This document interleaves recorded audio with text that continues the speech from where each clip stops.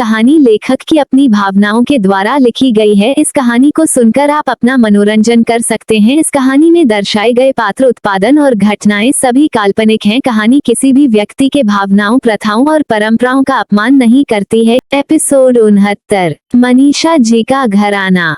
दोस्तों, अपने पिछले एपिसोड में सुना कि किस तरह मनीषा जी की जान किया बचाती है और मनीषा जी रेहान से कांटेक्ट करके उसे बताती है कि वो बिल्कुल ठीक है। तब जाकर रेहान की जान में जान आता है। वही किया मनीषा जी को उनको दिए गए ड्रग्स के बारे में बताने के लिए उनके पास आती है। अब आगे अभी मनीषा जी किया से बात कर रही थी कि तभी किया उन्हें रोकते हुए कहती है कि आंटी जी, मैं आपसे कुछ जरूरी बात करना चाहती हूँ। ये बात बहुत ही ज्यादा सीरियस है, सो आप अपने आप को कंट्रोल करेगा। जैसे ही मनीषा जी किया की बातों को सुनती हैं तो वो समझ जाती है कि जरूर बात कुछ ज्यादा ही सीरियस है, वरना किया उनसे इस तरह नहीं रहती। वो बिल्कुल शांत और गंभीर हो जाती हैं और किया की तरफ एकटक देखने लगते हैं। उनके मन में चल रहा था कि आखिर में किया उनसे क्या बताने वाली है। क्या कुछ ऐसा है जो नहीं होना चाहिए था, और शायद वह इस वक्त सही सोच रही थी। किया उनकी तरफ प्यार से देखते हुए कहती है कि आंटी जी, आपको जिस खंजर से मारा गया था, मैंने टेस्ट में पाया कि उसे खंजर में जिस तरह का जहर लगा हुआ था वो काफी रियल जहर था। इस तरह के जहर हमारे देश में नहीं बल्कि सारे देश में बॉन्ड हैं। जरूर इसे किसी ने स्पेशल तरीके से तैयार करवाया है और उसका इस्तेमाल आप पर किया गया है। अभी भी मनीषा जी को कुछ समझ नहीं आ रहा था। वो लगातार एकटक किया को देखे जा रही थी। उनके समझ में नहीं आ रहा था कि बात क्या है, लेकिन उनका दिल जोरों से घबरा रहा था क्योंकि किया का चेहरा इस समय काफी ज्यादा सीरियस था, जिसे देखकर वह समझ चुकी थी कि बात कुछ ज्यादा ही बड़ी है। तभी किया फिर से कहती है, आंटी जी, अभी तो मैंने आपको एंटीडोट दे दिया है, पर यह एंटीडोट सिर्फ आपके शरीर में 3 महीने ही काम करेगा। इसके बाद अगर आपको इस ड्रग्स का एंटीडोट नहीं दिया गया तो आपकी जान को खतरा है। हो सकता है आपकी जान भी जा सकती है। किया की बातों को सुनकर मनीषा जी का दिल धक से कर जाता है। क्या वह सिर्फ 3 महीना के लिए ही बच पाई हैं? क्या अब मेरी जिंदगी सिर्फ 3 महीने की है? ये सोचकर उनका दिल जोर से धड़क रहा था। वह तो अभी अपने बेटे की शादी देखना चाहती हैं। इस प्यारी सी लड़की को अपनी बहू बनाना चाहती हैं और उनके बच्चों को अपनी गोद में खिलाना चाहती हैं। पर यह क्या हो गया? वह बिल्कुल शांत थी। किया नोटिस कर रही थी कि वह इस समय काफी गहरी सोच में है। वो उनके फेस इंप्रेशन को देखकर समझ सकती थी कि इस समय उनके मन में कौन से ख्याल चल रहे होंगे। तभी किया प्यार से उनके हाथ को पकड़ती है और कहती है कि आंटी जी, आप विक्रम ना करिए। अगर यह जहर बनाया जा सकता है तो इसका एंटीडोट भी बनाया जा सकता है, और मैं अपनी पूरी कोशिश करूंगी कि 3 महीने के अंदर इसका एंटीडोट ढूंढ निकालूं। मैं जानती हूँ कि यह काम इतना आसान नहीं होगा, पर मैं इतना जरूर जानती हूँ कि अगर किसी काम को दिल से किया जाए तो वह मुश्किल भी नहीं होता। किया की बातों को सुनकर मनीषा जी के दिल को एक अजीब सी ठंडक महसूस होती है।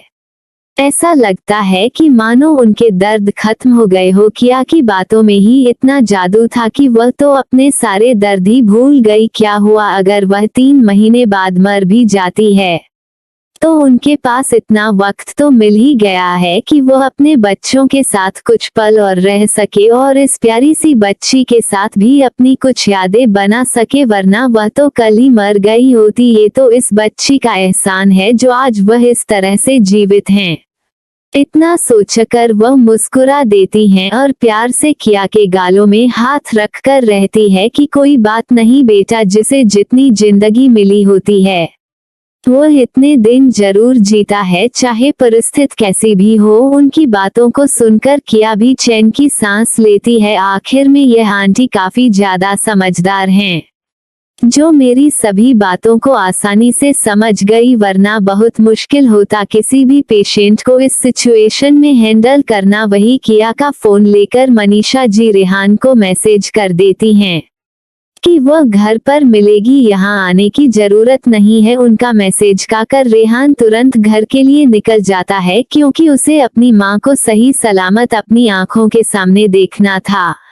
दूसरी तरफ किया मनीषा जी को पूरी सेफ्टी के साथ एक बड़ी सी लग्जरियस वन में शिफ्ट करवा देती हैं जिससे उन्हें किसी भी तरह की दिक्कत ना हो, और शंकर को साथ चलने का ऑर्डर देती हैं क्योंकि उसे पता था कि अभी भी इस लेडी के ऊपर खतरा मंडरा रहा है। जिन लोगों ने पहले अटैक किया था वह फिर से इन्हें नुकसान पहुंचा सकते हैं और किया किसी भी तरह का कोई रिस्क नहीं ले सकती थी। आखिर में ये लेडी इस समय उसकी जिम्मेदारी थी, वो किसी भी तरह का कोई मौका नहीं देना चाहती थी। और अगर शंकर इनकी सेफ्टी के लिए रहेगा तो वह खुद में एक पूरी आर्मी है और उसके गार्ड काफी ज्यादा ट्रेन है, किसी भी प्रकार की सिचुएशन को वह संभाल सकते थे। इस वजह से उसने शंकर को भी अपने साथ ले लिया था। किया इन लेडी को छोड़ने खुद उनके साथ जाने वाली थी। किया अपनी सपोर्ट कार में बैठ जाती है, उसके साथ उसका बॉडीगार्ड शंकर भी बैठा था। अब गाड़ी वहां से निकलकर मनीषा जी के घर की तरफ तेजी से रवाना हो जाती है। इधर दूसरी तरफ रेहान भी ओम शिवाय और मयंक के साथ अपने विला पहुंच जाता है।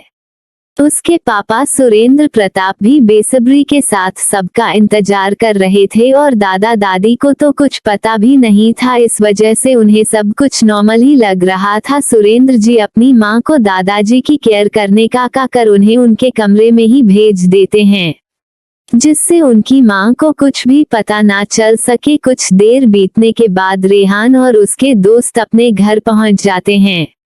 उन्हें देखकर सुरेंद्र जी जल्दी से रेहान के पास आते हैं और कहते हैं कि बेटा क्या हुआ, तुम्हारी मन नहीं आई क्या? तभी रेहान उन्हें शांत करते हुए बताता है कि पापा आप शांत हो जाएं, मॉम को जिन लोगों ने बचाया है वो खुद ड्रॉप करने यहाँ आ रहे हैं। मॉम ने लास्ट समय मुझे यही मैसेज में बताया था, सो इसके आगे मुझे भी कुछ पता नहीं है क्योंकि लास्ट टाइम मेरी बात मॉम से नहीं हुई थी।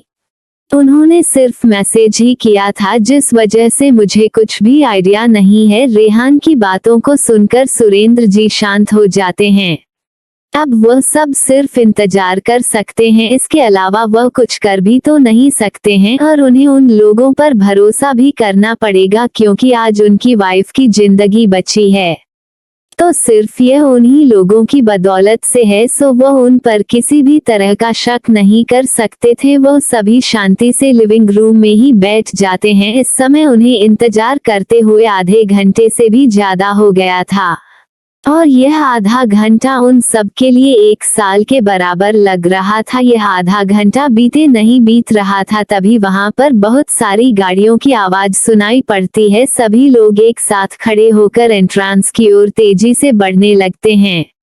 वह देखना चाहते थे कि कौन आया है, क्या उनकी पत्नी आ गई। सुरेंद्र जी काफी तेजी से एंट्रेंस की ओर बढ़ रहे थे और जैसे ही वह एंट्रेंस पर पहुंचते हैं तो देखते हैं कि वहां पर बहुत सारी गाड़ियां खड़ी है, उनके बीच में एक बड़ी वैन भी है। अभी उसे वैन का दरवाजा खुलता है और उसमें से कुछ सफेद कोट पहने हुए आदमी नीचे उतरते हैं और धीरे धीरे से एक स्ट्रक्चर को बाहर उतरा जाता है। कोई महिला लेटी हुई थी। मनीषा जी का घाव काफी ज्यादा बड़ा था, इस वजह से किया ने उन्हें उठने से मना कर दिया था। अभी एक ही दिन हुआ था जिससे टांका खुलने का डर था। किया ने उन्हें 2 दिन बाद ही बैठने के लिए कहा था, इस वजह से उन्हें लेटा कर ही यहाँ तक लाया गया था। सुरेंद्र जी की आंखों में नमी आ जाती है, वह अपनी पत्नी को देखकर पहचान जाते हैं और तेजी से उनकी ओर बढ़ जाते हैं। अब आगे क्या होगा दोस्तों? क्या किया अपनी गाड़ी से बाहर उतरेगी और क्या रेहान और किया की मुलाकात होगी? जानने के लिए स्टोरी में बने रहे और लाइक, सब्सक्राइब और कमेंट करना बिल्कुल ना भूले। चलिए बढ़ाते हैं अपने नेक्स्ट एपिसोड की तरफ। एपिसोड 70, किया की बेचैनी। दोस्तों अभी तक आपने पिछले एपिसोड में सुना कि किया मनीषा जी को छोड़ने खुद उनके साथ उनके घर तक आती है। अब आगे किया की कर जब मनीषा जी के घर के सामने रुकती है तो किया अपने सामने राजवंशी विला को देखती हैं। राजवंशी विला बहुत ही बड़ा और आलीशान था। उसे देखकर ही उसकी लग्जरियस को बताया जा सकता था। वह काफी बड़ा था। दूर दूर तक फूलों के गार्डन दिख रहे थे। चारों तरफ सुंदर और मनमोहन फूल लगे हुए थे। सामने बड़ा सा फाउंटेन बना हुआ था जिसमें फूलों का बहुत ही ज्यादा खूबसूरती के साथ डेकोरेट किया गया था। कुछ दूर पर ही एक बड़ा झूला बना हुआ था और उसे झूले को बहुत ही अच्छे तरीके से सजाया गया था। उसे देखकर मानो लगता हो कि इसे परियों के लिए बनाया गया हो। वो काफी ज्यादा खूबसूरत था। किया को राजवंशी विला बहुत पसंद आता है, पर किया जब से यहाँ आई थी उसका दिल जोरों से धड़क रहा था। पता नहीं इस जगह पर ऐसा क्या था जो उसकी धड़कने इतना शोर मचा रही थी। ऐसा उसके साथ पहले कभी नहीं हुआ था। उसे कुछ अच्छा सा और सुकून भरा एहसास हो रहा था। उसे लग रहा था कि वह कुछ पल यहाँ और गुजरे। इस हवाओं में उसे अपनेपन का एहसास हो रहा था। ऐसा लग रहा था कि मानो कुछ भूली यादें हो जो उसे याद करने की कोशिश कर रहा है, पर जो भी कुछ था उसे यहाँ से किसी भी तरह की नेगेटिव वाइब नहीं आ रही थी। इस वजह से वो काफी ज्यादा रिलैक्स थी। इस समय किया अपने रियल चेहरे के साथ थी। उसने अभी कोई मेकअप नहीं किया था। वह नहीं चाहती थी कि मनीषा जी उसे किसी और लुक में देखे। वह गाड़ी से नीचे उतरने से पहले अपने चेहरे पर मास्क लगा लेती है। इस वजह से अब उसका चेहरा काफी हद तक ढक जाता है।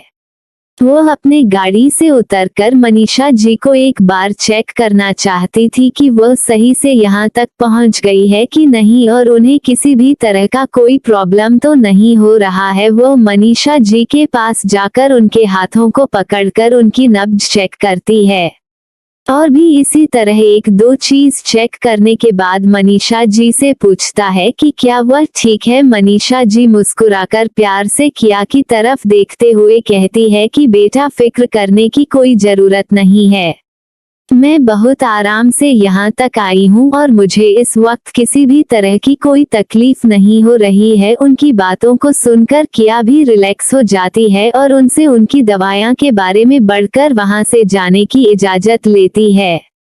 मनीषा जी उन्हें अपने घर ले जाना चाहती थी, पर किया के आग्रह करने पर कि उसे काफी ज्यादा लेट हो रहा है वह अपने मन को मार लेती हैं और किया की बातों को मान जाती हैं। जब तक रेहान और उसके पापा मनीषा जी के पास पहुंचने किया पलटकर अपने गाड़ी की ओर बढ़ जाती है। इस वक्त रेहान के पास आने की वजह से किया का दिल जोरों से धड़क रहा था। उसे पता नहीं चल रहा था कि उसके साथ क्या हो रहा है। अब वो यहाँ और नहीं रुकना चाहती थी। पता नहीं उसका दिल क्या चाहता है। एक तरफ वह अपनी गाड़ी की तरफ बढ़ रही थी, वहीं दूसरी तरफ रेहान किया की तरफ बढ़ रहा था। बीच में उसकी मॉम थी। अभी रेहान अपनी माँ के पास नहीं पहुँचा था। रेहान का दिल भी जोरों से धड़क रहा था। ये कैसा एहसास है, उसका दिल इतना ज्यादा क्यों धड़क रहा है, उसे क्या हो रहा है, उसे क्यों अपने आसपास सुकून का एहसास हो रहा है। उसका दिल तो इस तरह से तभी धड़कता था जब उसकी ब्लू आई उसके पास होती थी। क्या वह इस वक्त मेरे आसपास है? रेहान के मन में हजारों सवाल चल रहे थे और उसके कदम अपनी माँ की ओर बढ़ रहे थे। हर कदम के साथ उसके दिल की धड़कन भी तेज होते जा रही थी और उसकी नजरें इधर उधर कुछ ढूंढने को लगी थी। अभी तक तो रेहान की नजर किया पर नहीं पड़ी थी, लेकिन जैसे ही वो अपनी माँ के पास पहुंचता है तो देखा है कि उसकी माँ एक तक किसी तरफ देखे जा रही है। उनकी नजरों का पीछा करते हुए रेहान भी उसे तरफ देखा है और जैसे ही उसकी नजर दूर जाती उसे लड़की पर पड़ती है, उसका दिल जोरों से धड़कने लगता है। इस वक्त उसका दिल इतना ज्यादा जोर से धड़क रहा था कि मानो वह बाहर ही आ जाएगा। रेहान के अंदर अजीब सी बेचैनी होने लगती है। इस तरह तो वह किसी भी लड़की को देखकर रिएक्ट नहीं करता है, फिर आज वो उसे लड़की को देखकर क्यों इतना ज्यादा बेचैन हो रहा है। वो उसे पीछे से ही देख सकता था। उसका फिगर काफी ज्यादा अट्रैक्टिव था। उसकी पर्सनैलिटी भी काफी ज्यादा एरोगेंट लग रही थी। उसके आसपास का ऑरा खतरनाक लग रहा था। रेहान अपने मन में सोच रहा था कि यह कौन है और माँ उसे तरफ क्यों देख रही है। तभी रेहान के पापा जल्दी से अपनी पत्नी के पास आते हैं और उसे इस तरह लेते हुए ही अपने गले से लगा लेते हैं। इस वक्त उनके आंखों से आंसू गिर रहा था। अब जाकर मनीषा जी का ध्यान किया की तरफ से हटा है और वह अपने पति की तरफ देखते हैं जो बच्चों की तरह आंसू बहा रहा था। उनके चेहरे पर हल्की सी मुस्कुराहट आ जाती है और वह उनका सर सहलाते हुए कहती है कि मैं ठीक हूँ, आप इस तरह से रोते हुए बिल्कुल अच्छे नहीं लग रहे हैं। आपको देखकर तो मुझे बिल्कुल छोटे से रेहान की याद आ गई। इतना कहकर वो हंसने लगती है। उनकी हंसी सुनकर अब रेहान भी उनकी तरफ देखने लगता है। उनके मन बिल्कुल ठीक थी और उनके सामने मुस्कुरा रही थी। इससे ज्यादा रेहान को और कुछ नहीं चाहिए था। वहीं मयंक, शिवाय और ओम भी सब कुछ देख रहे थे, पर अभी तक उन लोगों ने कुछ भी नहीं कहा था। मयंक की नजर भी उसे लड़की पर पड़ी थी जब वह थोड़ा मुड़कर अपने गाड़ी में बैठ रही थी। पता नहीं क्यों ये लड़की उसे जानी पहचानी सी लग रही थी। उसे लड़की से अजीब सा लगाव हो रहा था। वह जब तक उसकी तरफ देख रहा था अपने आप ही उसके होठों पर मुस्कुराहट बनी हुई थी। इस बात का अंदाजा तो मयंक को खुद नहीं था जब तक उसे ओम ने टोका नहीं था। ओम जैसे ही देखा है कि मयंक उसे जाती हुई लड़की को देखकर मुस्कुरा रहा है, उसकी आंखें तो बड़ी हो जाती है। क्या ये खड़ूस मुस्कुराता भी है? वह भी लड़कियों को देखकर यह सोचकर ओम जल्दी से मयंक के सामने जाकर उससे पूछ लेता है क्या उसे प्यार हो गया है। उसकी बातों को सुनकर मयंक तो बिल्कुल आश्चर्यचकित हो जाता है। ये क्या बोल रहा है? मयंक उसकी तरफ मुंह बनाकर देखते हुए कहता है कि तुम्हें ऐसा क्यों लग रहा है? तभी ओम तपाक से बोलता है क्योंकि तुम्हारे चेहरे पर या 100 डिग्री की मुस्कुराहट जो बनी हुई है। अब उसकी बातों को सुनकर मयंक को ध्यान आता है कि वो उसे लड़की को देखने में इतना ज्यादा मगन हो गया था कि उसे तो ये पता ही नहीं चला कि कब उसके होंठ अपने आप मुस्कुराने लगे थे। वह थोड़ा शर्मिंदा हो जाता है और ओम से कहता है कि अरे ऐसी कोई बात नहीं है, वो तो मैं जानने की कोशिश कर रहा था कि यह लड़की कौन हो सकती है। उसकी बातों को सुनकर ओम अपने दांत दिखाकर हंसने लगता है और कहता है अरे मुझे छुपाने की कोई जरूरत नहीं है, मैं तो खुश हूँ, भला तुम्हें कोई पसंद तो आई। उसकी बातों को सुनकर मयंक अपनी आंखें बड़ी करके उसे घूरकर देखने लगता है, मानो अगर अब उसने एक भी शब्द और कहा तो वह उसे यही जान से मार डालेगा। अरे जिसे अभी तक उसने देखा भी नहीं वह उसे पसंद कैसे कर सकता है? उसने तो उसे लड़की का चेहरा तक नहीं देखा, बस पीछे से देखकर कोई पसंद भी कर सकता है क्या? ऐसा काम तो खुद ओम के सिवा कोई नहीं कर सकता और ये दूसरों पर ही इल्जाम लगाए जा रहा है। उसे इस तरह से घूरता हुआ देखकर ओम समझ जाता है कि इस वक्त यहाँ से भाग लेने में ही उसकी भलाई है, वरना मयंक उसका क्या करेगा ये तो वह खुद नहीं जानता। अब आगे स्टोरी में क्या होगा? क्या रेहान जान पाएगा कि उसकी मां को बचाने वाली उसकी एंजल ब्लू आई ही है, या ये बात अभी भी सस्पेंस बनकर रह जाएगी? आगे क्या होगा जानने के लिए स्टोरी में बने रहें। और हाँ, एक खास बात दोस्तों, यह मैं छोटी स्टोरी ही अपलोड कर रही हूँ क्योंकि आज यहाँ नेटवर्क का प्रॉब्लम बहुत ज्यादा है। मेरा घर प्रयागराज में है और संगम के पास ही है और आज यहाँ मोदी जी और कैबिनेट के कई मंत्री आए हुए हैं, जिस वजह से नेटवर्क की प्रॉब्लम हो रही है, जिसे ध्यान में रखते हुए मैंने छोटी स्टोरी बनाकर अपलोड करना ही ठीक समझा और इसके बाद मैं दूसरा एपिसोड भी बना रही हूँ। अगर वह समय से बन गया तो उसे भी आज ही अपलोड कर दूंगी। मैं इस स्टोरी को 1 बजे ही अपलोड कर दिया था, पर मुझे नहीं पता ये कितनी देर में अपलोड होकर आप लोगों तक पहुंचेगा। कमेंट करके जरूर बताना। तब तक मैं आप लोगों के लिए दूसरा चैप्टर भी लिख रही हूँ, जल्दी ही अपलोड कर दूंगी। Thank you.